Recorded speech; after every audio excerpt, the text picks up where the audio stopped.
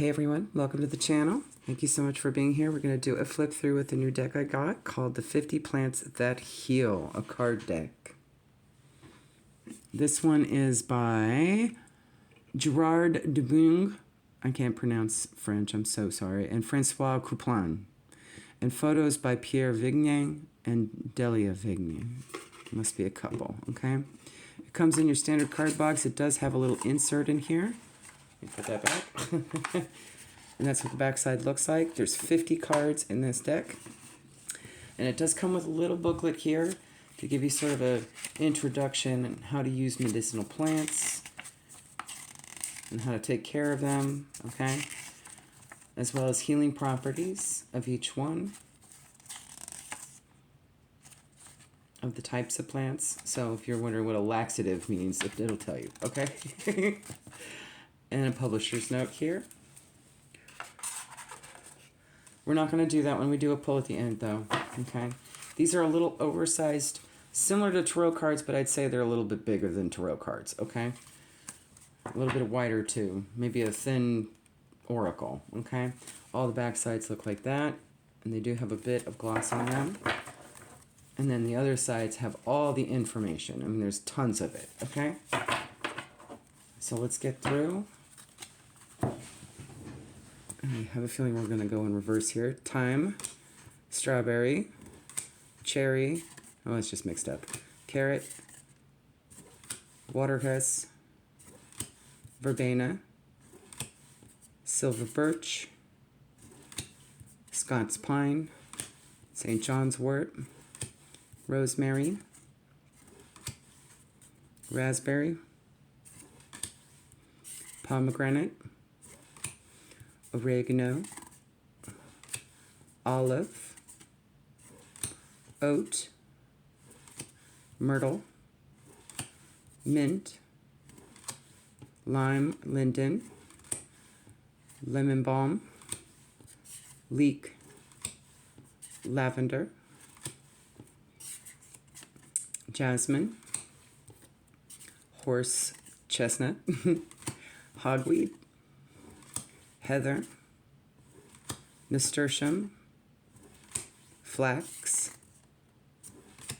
fennel, and as you can tell, many of these you can find in your grocery store. Eucalyptus, or your pharmacy. Walnut, oak, dog rose, poppy, nettle, mallow, juniper, ivy, hop,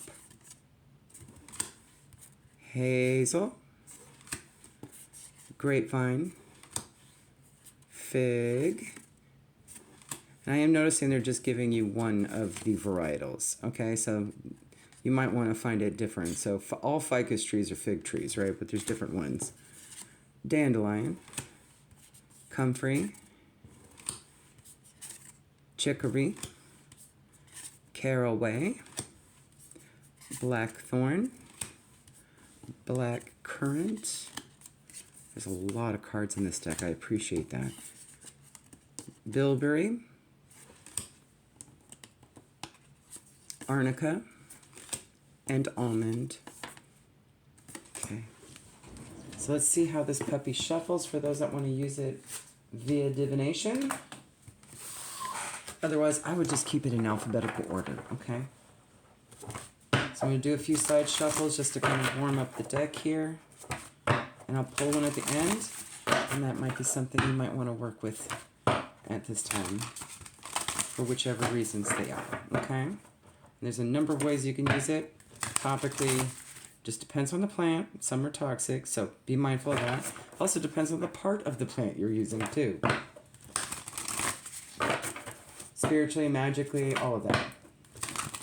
Okay, that feels better. Hand shuffle.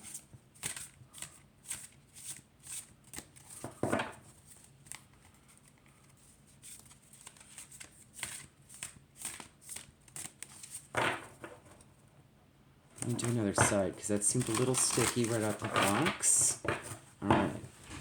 Let's fan out. See if it fans out pretty well. It will with use. Good, good, good. It is a little more cumbersome of a size deck, but it's not unmanageable. I have carpal tunnel and medium-sized hands, so here's your split the deck. I don't think you would probably need to actually use this deck reverse. I'm not going to do that. All right. Let's get you guys a message. Find out what herb to work with or what plant will be your friend today. Ooh, mallow. All right. I'm not even going to use that. Let's see. Maybe that might be better. Okay. So I'm not holding it shakily. Malva silvestris. The active elements are flavonoids, mucilage. The flowers are rich in excuse me, that's so tiny. Anthocyanosides, okay? A beautiful perennial, that means it'll come back every year. Semi-perennial might be just a few years, okay? Commonly found on waste ground, in meadows and along paths. Its upright stem bears rounded leaves divided into 5 lobes. Flowers have 3 whorls, an epilix of 3 free segments, the calyx with 5 sepals, and the corolla with 5 petals. So it's just describing the plant and the plant part names, okay? Which the book does, little booklet here does explain, okay? So if you want to learn more about it. The threads of the stamens are wielded between them along their entire length, forming a tube from which emerge the many styles. Small circular fruits composed of many carpels are sometimes called cheeses because the young fruit look like a tiny wheel of cheese. That's adorable. Benefits. Leaves and flowers are emollients. They soothe irritations of the mucous membranes and are recommended for the treatment of bronchitis, dry coughs, and inflammation of the throat. It reduces inflammation of the intestine and acts as a laxative. Used externally, it can treat many irritations or inflammations. The decoction can be used as a gargle, an enema, in sitz baths, as a douche, and in mouthwashes for mouth ulcers. It can be used as a lotion to treat rosacea and facial irritations, or as a wash or poultice to soften skin, soothe itching, and promote healing. The methods of use internally, it actually gives you a little recipe, okay? So it's about using grams of flowers per liter of water, okay?